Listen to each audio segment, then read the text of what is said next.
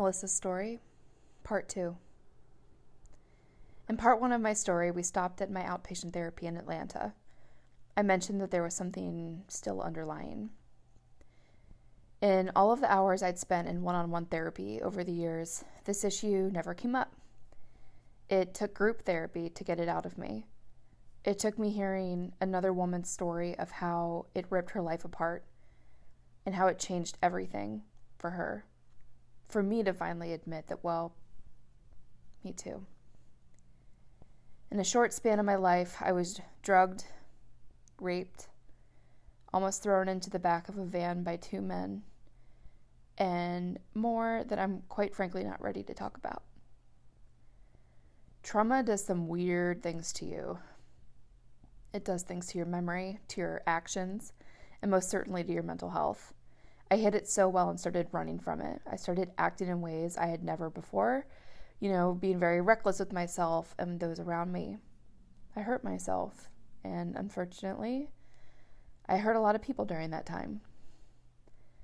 That's only something you can see in hindsight. You don't realize why you're doing this while you're living it.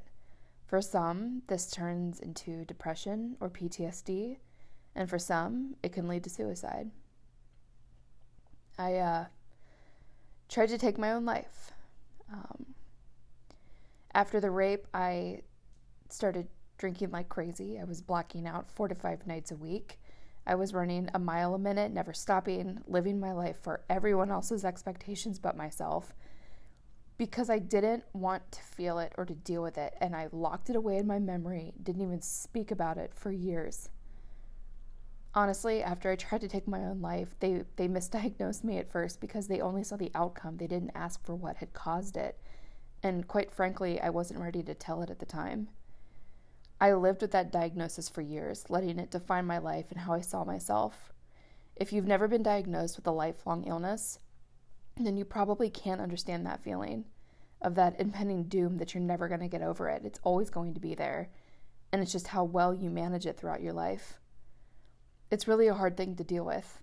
I feel like a lot of people get stuck there and struggle to find any hope at all. Please be patient with those who are newly diagnosed. It's not easy. And always get a second opinion. I cannot stress that enough. Do not let a doctor dismiss you. You take the time to ask your questions because you deserve to be heard. Fast forward to 2015, when I finally spoke the words out loud. I was raped. That day, I literally felt a weight lifted off of me. That's the day I started living again. I'm not going to say that it was instantly better and life was rainbows and butterflies, because it wasn't. It was a healing process, and I was angry for a really, really long time, and that seeped into different areas of my life. I'm still working to trust and be vulnerable again. I'm still a work in progress. I say that I'm Me Too squared. Sexually assaulted? Yeah, me too. Experienced depression or mental unwellness? Me too.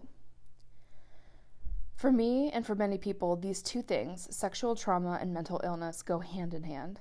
And some days that makes me really angry. Other days it makes me sad. Other days it makes me feel less alone. So what are some lessons learned? 1, do not bottle up or hide from your trauma. Do not be like me and lose 6 years of your life by running, numbing, hiding, and hating yourself. I beg you to deal with it now. Do not keep carrying it, because it will catch up with you, whether you are 18 or 78. If you notice someone's behavior changing 180 degrees, there's more going on. No one completely changes their actions, personality, and habits for no reason. Hold space for them. Ask them how they really are.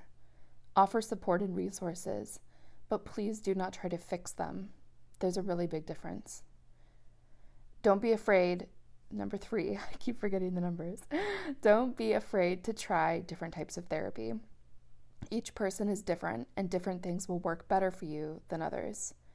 Please don't give up if you're frustrated in the process. I have a lot of friends who I know are frustrated in the process, And I just keep saying, just keep trying, please. Just try a different therapist, try a different type of therapy, try a different type of way to start healing yourself. Don't give up.